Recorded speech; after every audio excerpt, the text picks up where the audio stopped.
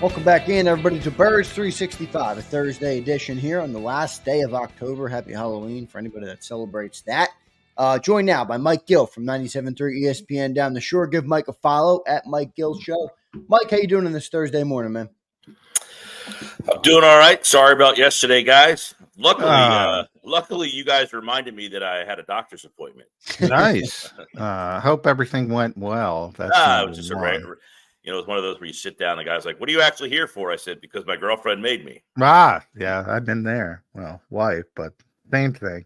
Yeah. Thank God we have them. Otherwise, we never go to the doctor. Yeah, all good. Ready to go. I got to tap in before we get to the football stuff, Mike. I got to tap into your baseball knowledge. Now, what do you coach? How old are the kids? Well, like right now, last night I'm coaching varsity high school for the fall, but I generally coach like 13, 14, 15 age. So you got 13, 14, 15. How often do they give up 6 outs in an inning?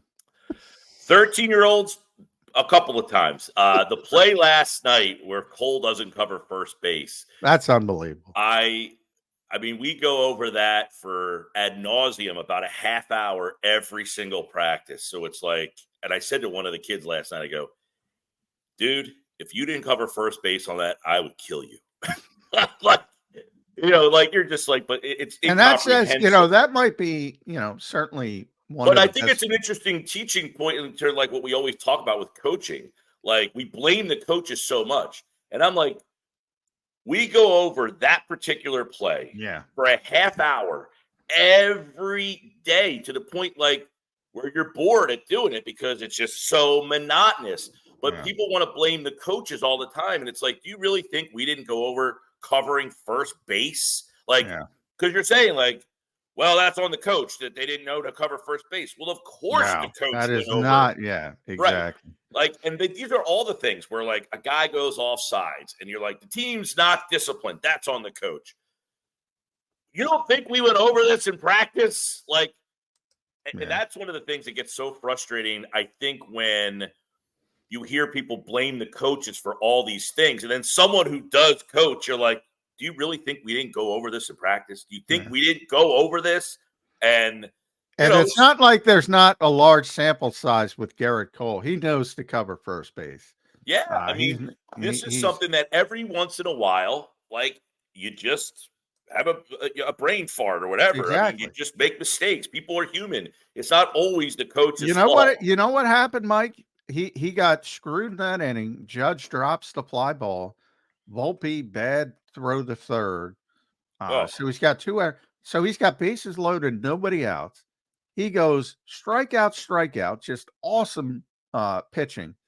And he's out of the inning, and he just breathes a sigh of relief. He sees the ground ball to first, and he just forgot to cover first. And it was like, oh, I got out of this.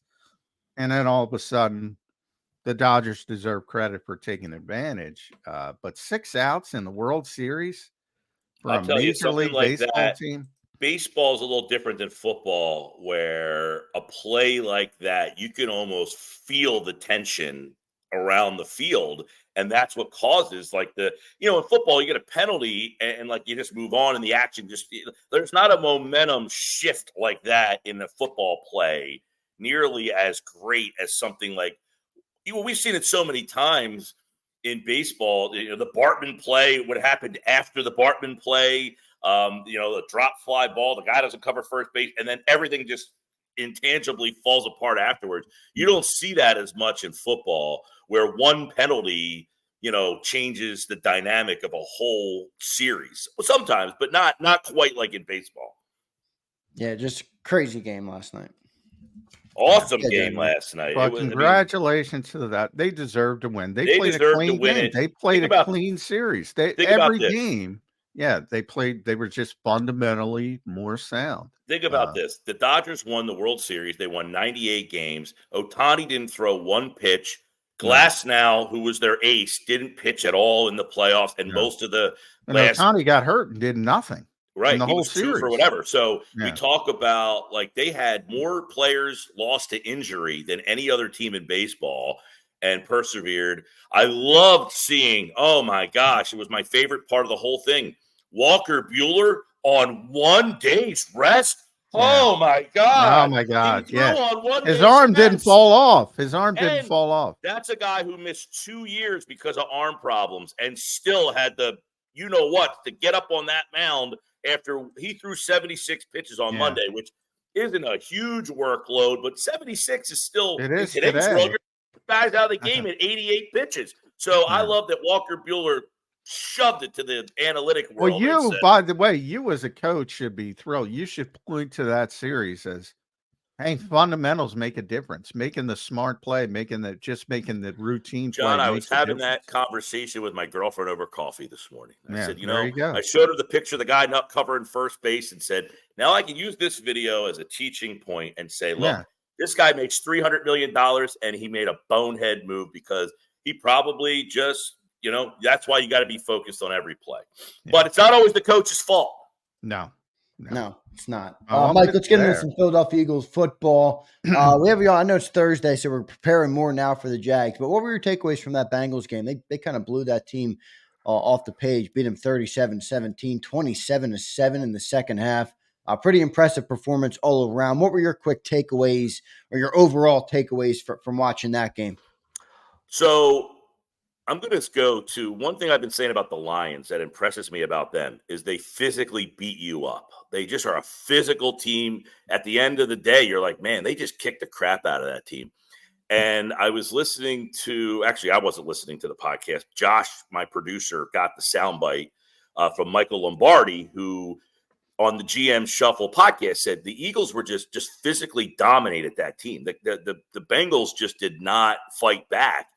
And it was kind of music to my ears to hear that because, you know, you could be a good team.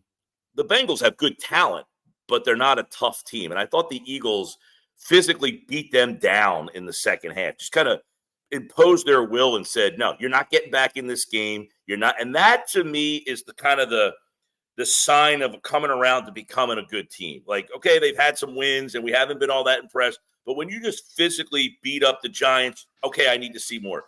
In the second half of that game, I really think they just said, we're going to beat you down and you're not coming back. And that was the first sign you felt pretty good about the way they won a game. Since going back to last year, I said, I don't remember a game last year. I guess the Miami game last year, they really beat up on Miami. And Tampa that was Bay early in the season. Tampa Bay early, but Miami was the most recent one that I can, you know, the game against Buffalo, they won in overtime, but I wouldn't say they physically beat that team up. It was just a back and forth. That was what I took is this team gaining that swagger, that toughness of you might hang with us for a half, but in the end, we're going to impose and just wear you down, and you're not going to be able to keep up with us. Impose. That was Jalen's word. And I think everybody took that baton in one direction. And Nick talked about it as well. He was talking about Jack Stoll, ironically, as a pass protector, holding up on the deep shots, you know, against an edge rusher. So there's a lot of ways you can impose, like the Detroit Lions can do you in so many different ways. But to the Lions' point, John, what happens too is it's like you're holding up, and they just have too many weapons. It's like, I can't keep holding up against Smith. I can't keep holding up against Brown. And this is what happens when the offense works. It's that you run, you bound them, you're tired them out. And then when they're tired, I got Smith, I got Brown. Okay, we're going to take Brown out. And that was a perfect game. One guy had 6 catches for 85. One guy had 5 catches for 84. You know, it was, you're going to take him? We'll go here. You're going to take, and you're right. Jack Stoll double teaming in the middle. They had 6, 7 guys protecting. So Jalen Hurts, it's not like he was, hey, 1, 2, 3, bang, 1, 2, 3, bang. He was holding and looking, but he was getting the protection. And because the defense, I think, was kind of worn out, he was able to let the plays materialize and process it and find guys. And yes, Sunday was a day where he was like, okay, this is where we are, and it looks like it can keep growing and getting better. Yeah, I agree with that. Max protection is interesting. That's something the Eagles can do, should do, and don't do enough. And I think that is where they might do a little bit more, because you're talking about the quarterback likes to hold the football anyway.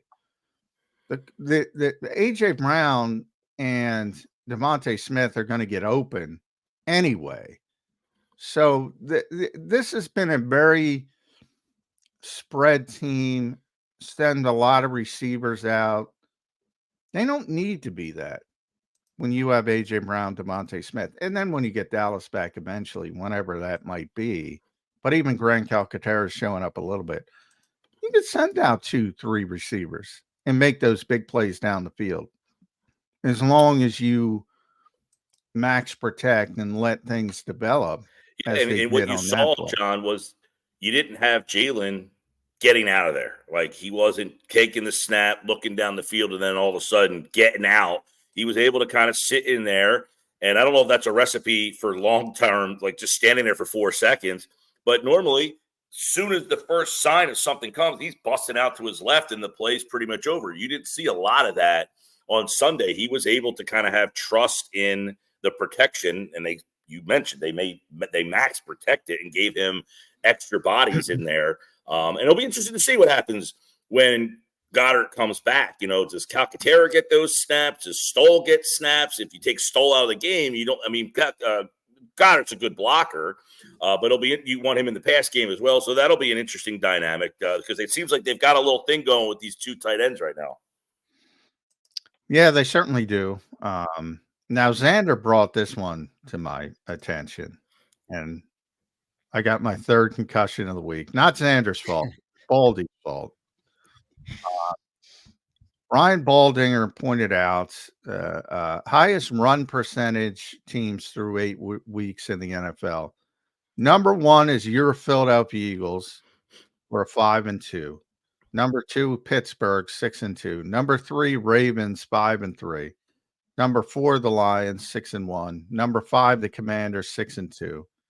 And then Buffalo, Kansas City, the Chargers, Green Bay, Minnesota, San Francisco are all next.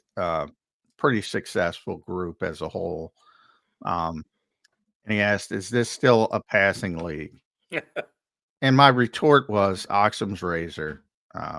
This happens every year.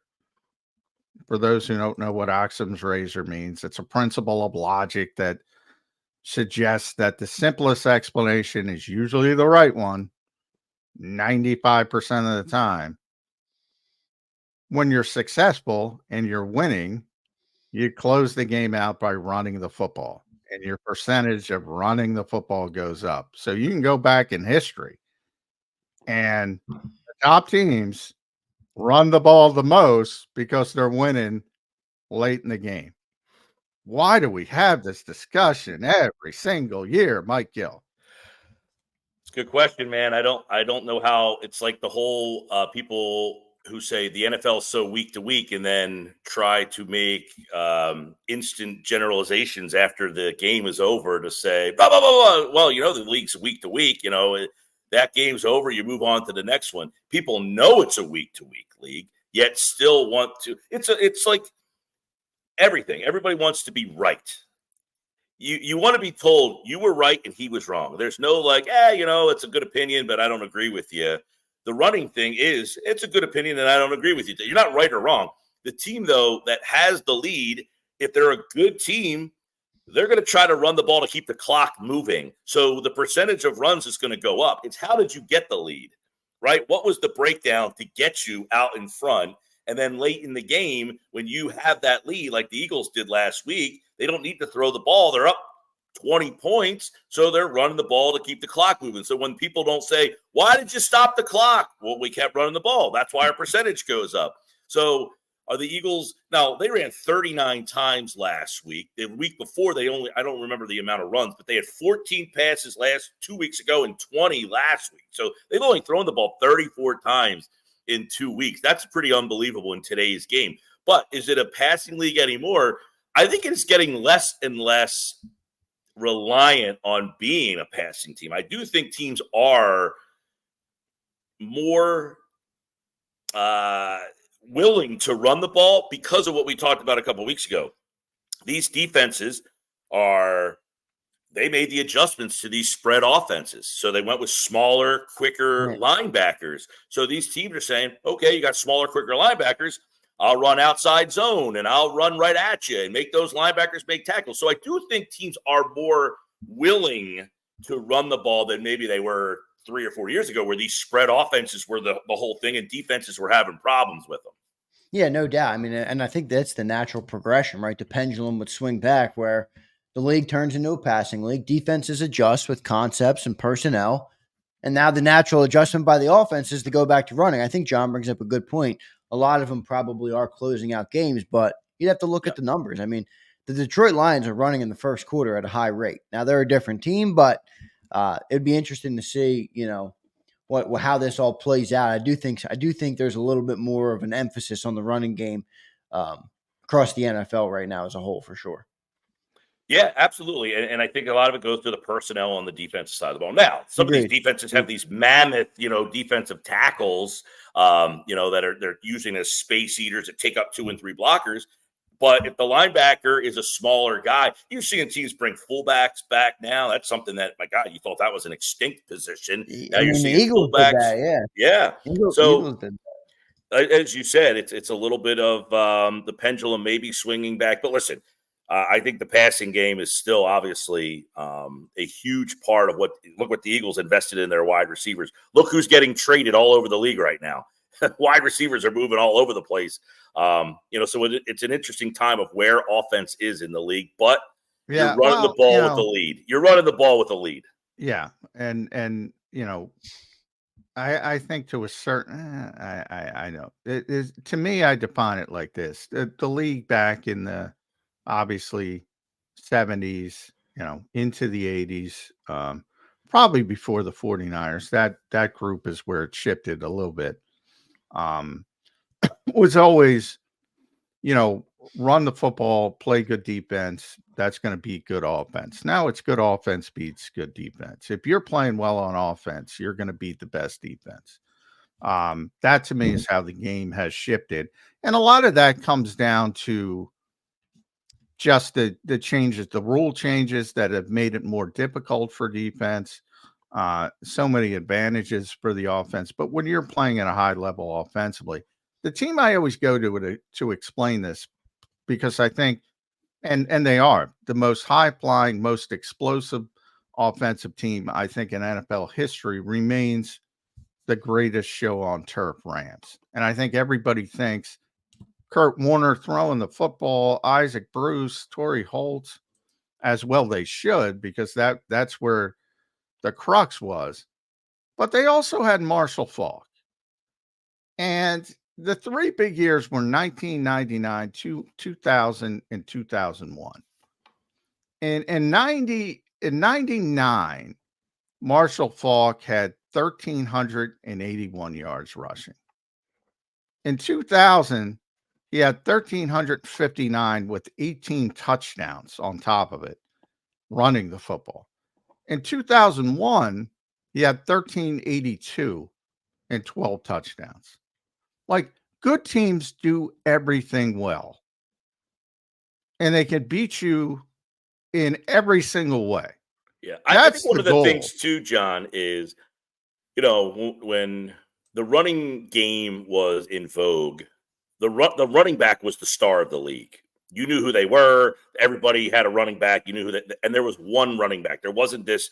Now the wide receivers are the stars, and the running backs are just a guy you find on the street. And it's like, well, we don't need to pay these guys. So I think that has something to do with it, that the running back position are full of guys that you never heard of before, and guys that you never heard of before, they're coming in and having success, right? So it's like, whoever the star is, that position and that portion of the game is going to be glorified more. I think we can all name probably more wide receivers. Go back to fantasy football, the running back would be the guy drafted right away. Now you can't find a running back. You're taking all these receivers because that's who's the stars of this league right now, are the wide receivers. How many running backs? Barkley, McCaffrey, who's hurt. How many other running backs can you just rattle off and be like, that's the star of the team? It's just not like that anymore. Yeah. Derrick Henry, maybe But Josh Jacobs. and it's nice when you have a running back. I'll tell you that. It is very nice when you Do you have an think this effective running back. turns now that the running back position is going to be drafted higher, paid again, or not really? No. Not really. It's not going to change. Because that has more to do with the shelf life and the financial aspect has more to do with that. And there's still only so many difference makers. I mean, yeah.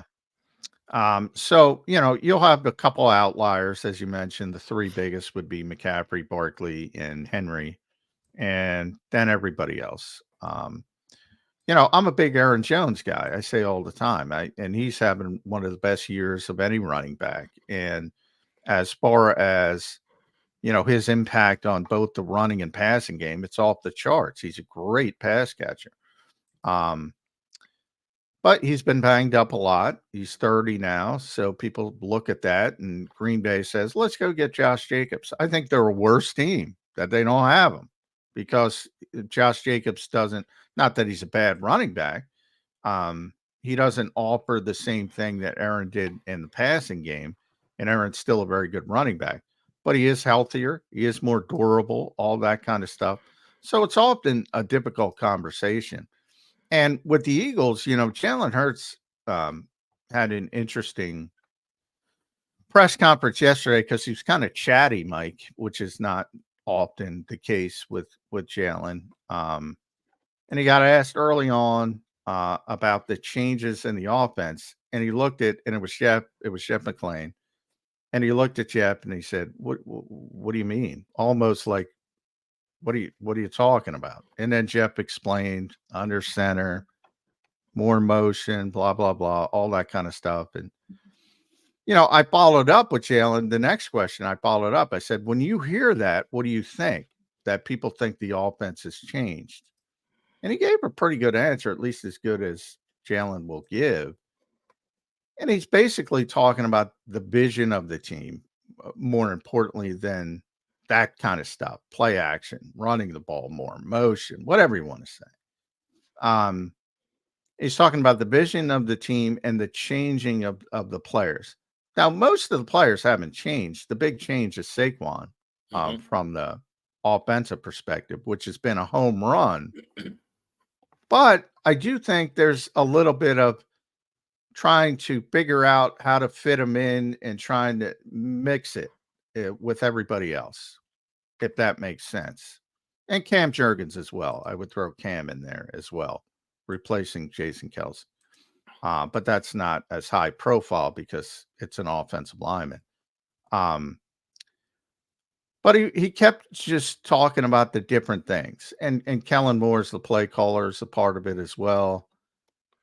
But that's why I feel like this thing was now the injuries, I think, have muddled the waters here, right? Like because of the injuries, you played games without AJ, you played a game without AJ and Devontae, played a game without Smith. Lane, now you're playing games without Mailata, but that's gone okay. But there has been so many injuries, and you're wondering, like, how has that affected what they want to be and what they want to do? Because that's the one thing, other than the coordinator, most of the guys are the same. You would think that Jalen has this great chemistry with his guy, and then Barkley's new. So how does that kind of divert the chemistry of the entire offense when you have him? Is there a timing thing, a timing element, getting the feel of where he likes the ball in the RP? Like, that's where this whole thing kind of gets a little odd, where the injuries have kind of, and then I think I brought this up to you the other night. The Rams are just clunking along. I mean, they're not terrible, but, they actually weren't very good. But they get their two receivers back, and you wouldn't think they missed a beat. Like, you wouldn't even have realized that Nakua hadn't played since week 1 and Cooper Kupp hadn't played for a couple of weeks. And you're like, they didn't seem to have any rust or any problems because they have a chemistry. And you're like, how come our guys don't feel like that? And is it because the coordinator changed, the plays changed, the terminology changed? I don't know. I think that's a pretty interesting answer to where he's gotten to what are we in week 9 now? Yeah.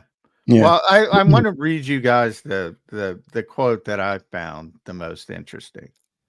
he said, when you're capable of doing so many different things, you deal with trying to do it all as opposed to when you can root yourself in something, then adjust when you need to adjust. I think that's the navigation for us. What do you guys make of that? When you can do it all, you deal with trying to do it all. Mm-hmm. Yeah, you try to, it's like you're trying to do too many things at one time to serve everybody, and you can't. Some weeks it's 1 week. It's like The last jack year, of all trades, master of master of none. none, right? Yeah. Last year, the first game of the year, I remember like AJ Brown had like 10 catches and Devontae Smith had like 0. And people are like, oh, is this going to be the way it's going to be? And it's like, it's 1 week, it's one game. And I feel like that goes back to, we know it's a week to week league, yet we want the finished product every week. We want your best finished product this week and then again next week. And it's like, well, the product's going to change each and every week. It's going to look different because of the opponent and what they're taking away and what they were going to try to do. And the Eagles, I think maybe Jalen's answer is saying we're coming to terms with we can't do the same thing all the time. We can't serve this guy or that guy. We got to try to figure out a way to do it all. And, hopefully they have kind of made that turn in the tweaks.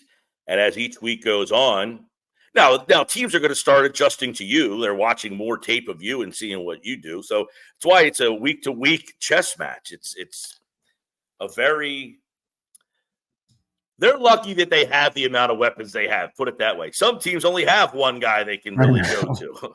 Yeah. Well, Mike, have you seen enough in the last 3 weeks to start to get the sense that this team is kind of returning to the elite form that they were in before they fell off last year? I mean, if you think about it, they had a really bad 7-week stretch at the end of the year last year. Started off kind of shaky the first 4 weeks this year. It was 11 straight weeks of kind of ugly football, coming off a year and a half where you went like 27-4, whatever it was in the time.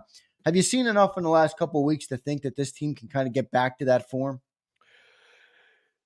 Yeah, I mean, it's funny because we were talking yesterday about if Saquon catches that ball, you're 6-1, and Right. It's like, does this team feel like they're a 6-1 team? What would the narrative be if they were 6-1, or would people still feel that 10-1 and then the burn?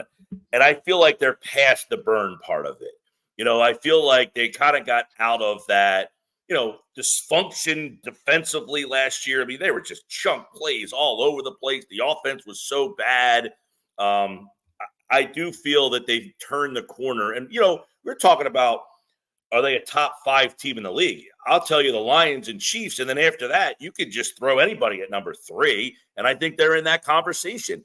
We got to remember the Eagles don't exist in a vacuum. There's other teams around them that have their own warts and their own problems.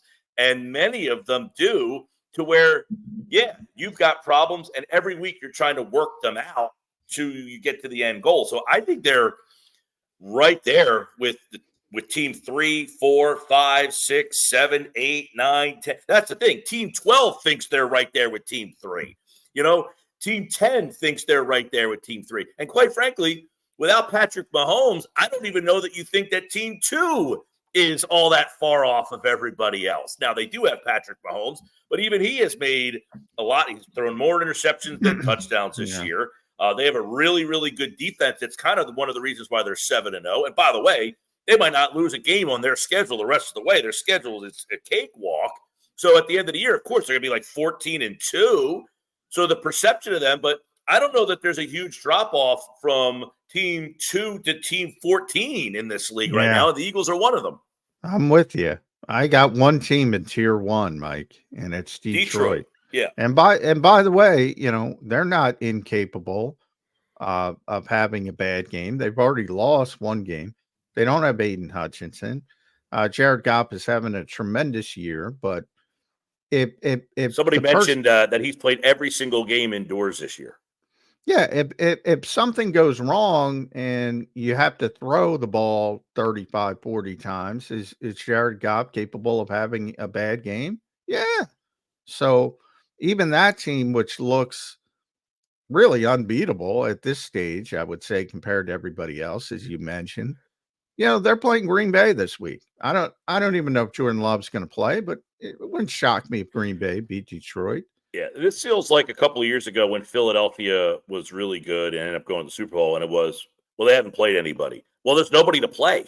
There's just nobody to play. There's not a team that you could beat that the fans are going to be left impressed that you just beat that team and they're good. Like, I think if you beat Baltimore in a couple weeks, okay, I think people would be impressed by that.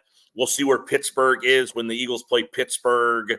Washington, are we buying into Washington? Doesn't really have a quality win, but I think that they seem to be a competent team. They got a Hail Mary win too, Yeah, so. But that goes back to it. There's not a really whole lot of teams that are good, great teams. You just got a lot of good teams with flaws. So that's going to have everybody saying, well, they haven't beat anybody. Well, they haven't beat anybody. There's nobody to beat. Unless you play Detroit every week and start winning against them, you're going to say, well, they haven't beat anybody yet. The Eagles beat Green Bay, who's 6-2. And I keep asking, okay, I'll throw out the names to you guys. Are the Eagles better than this team? And if I get to Green Bay and people are like, well, they beat them on a neutral field. What else can you ask of them to do? And they're probably one of the teams right now that are in play to say that might be the I'm third in that best group. team. I would say Green Bay's a little bit better. I'm not saying you're wrong. I'm just saying. No, I hear you. They beat them. That's so probably the third best. They might be in play for the third best team in the league right now. They're one of the teams that would be that third team. And Philadelphia went on a neutral. It's not like we beat you in Philly. We went to Brazil and beat you. What else can we do to win you over? It's probably what they're saying. Yeah. Well, yeah. The Eagles are certainly, it's a parity-driven league. Yeah. We'll put it this way. At the end of December, as you head into, those last couple of weeks where you're battling for, division and seeding, if you would have beaten Baltimore and Pittsburgh on your way, Washington, and you play Washington on this Thursday night. Washington's schedule, by the way, they're going to win minimally 11 games, you would think. If they're for real, they should win at least 5 more games. I mean, that's the part of the schedule you got coming up after this game. And I think we all expect them to beat Jacksonville. Then you have at Dallas, who's not playing well, so that's not as daunting as it usually is. Then you have the Commanders on the short week here. And then at the Rams, at Baltimore, back-to-back. That's when I think you'll really know if the Eagles are a significant contender. Not that those teams are great, but if you don't play well, they're probably going to beat you, most of those teams. So I think that stretch will tell you a lot about this team. I really believe that. Now, where are you guys on Washington? You guys sold on them? In what way? Before the season, I said said they're a legitimate contender. I think they're a legitimate playoff team, playoff level. Yeah, team. Before the season, my thing on Washington was I liked the roster, not a Super Bowl roster, but I felt, when you're always looking for the team to go from worst to first, okay, they were one of the teams. I said, if Jaden Daniels can make the impact that Stroud made for Houston, in other words, he comes into the league and he can actually play, be a reason why you're winning games, then I like what Washington has. Their quarterback has been a disaster. Their offensive line has been a disaster over the last couple of years. Now, their defense isn't great. Right now, their defense is not very good. Offensively, I do think they're pretty solid. But their schedule is going to allow them to win 11, 12, 13 games. I mean, you look at their schedule. Man, there is not very many games on that schedule where you're like, they're going to lose that game if they're for real. And I think they're good enough to win at this time. I said yesterday, I think they got at least 5 more wins in them, so you got to take them seriously. You think we split with them? I gave a split with them. Yep, they do play Dallas twice. Are they better than Dallas definitively, where they're going to beat them both times? I know we all laugh at Dallas, but you're still a division game. Dallas, listen, they're having their problems. Where is Micah going to be back? I would say they have their problems, but they have a lot of injury guys coming back.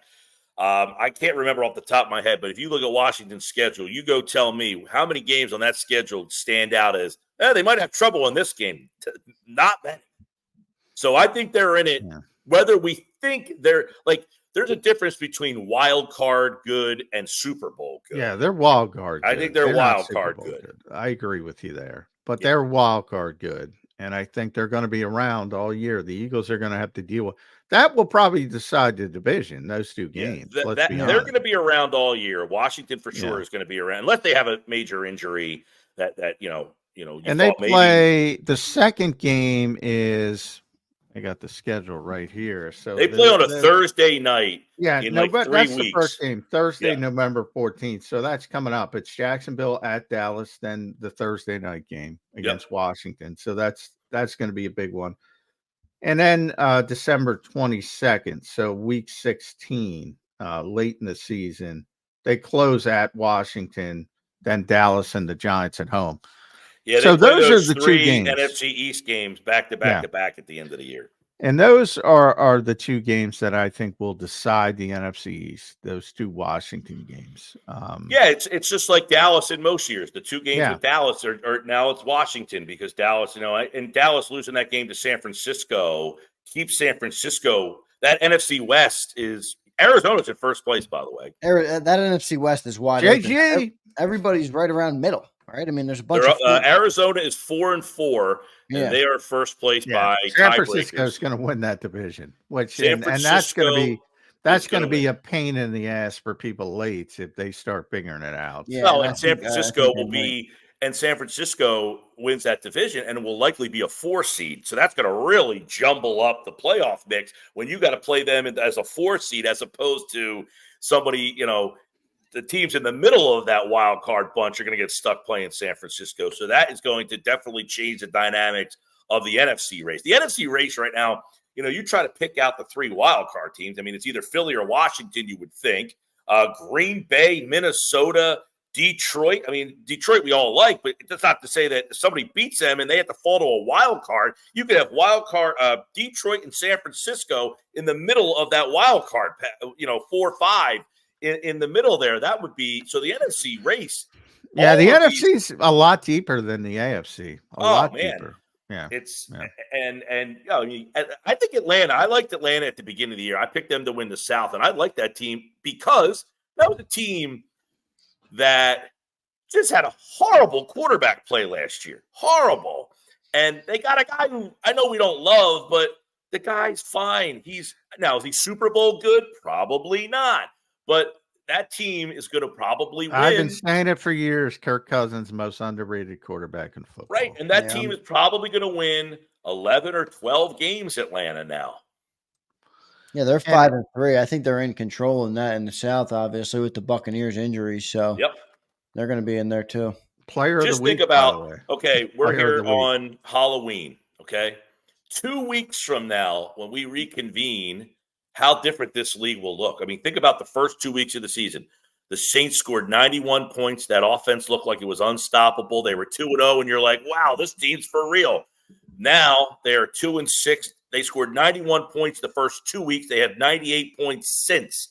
2 weeks from now, how different is this league going to look? It's kind of crazy to think about how just 2 weeks, 2 games changes so much for people. Philadelphia going into New Orleans, everybody was like, uh-oh. They're scoring 45 points a game. They're running the football all over the place, and they're completely off the rails. Now, part of that, a lot of that has to do with the quarterback getting hurt, but they lost both their receivers. Didn't help. But, they were relatively healthy, and the Eagles were able to shut them down. A lot of good for the Eagles. They're going to win this week at Mike Gill Show. Make sure you follow Mike on X. Sports Bash every day, 2 to 6, 97.3. If you're local in South Jersey, make sure you tune in there. I'll be on later. We have some scheduling issues. Vic Fangio, I blame. And the NFLPA. I know they're. I'm explaining to my listeners because I get the text messages right around 3:00. Where's John? Where's John? Fangio's really messed with us. Monday, the press conference day after is at 3:15. That's messed with us. Yeah, I mean, Jalen was speaking yesterday at 5:00. Oh yeah, it's brutal. It is brutal. It's really it's been a different dynamic. You get these emails from the Eagles about their schedule for the week, and you're like, okay, what Monday they're doing this, but Tuesday they're going here, and Wednesday they're at this time. They changed the times. I mean, yesterday they practiced at 3. Today what are they back at noon today? 2:00, 2:05, I think. Yeah, it's all over the place. And believe me, it changes. And we usually get about 2 hours notice when it changes. If that. It's been an interesting, like I say, the listeners are trained, man. They know what time they're getting their Johnny Mac. Well, I appreciate that, but at Mike Gill Show, this is a compliment to John. I mean, in on our show, he's been, how many years have we been talking? John in this market is like the Ray Didinger of our area. His word is gospel down here, right? He can say whatever.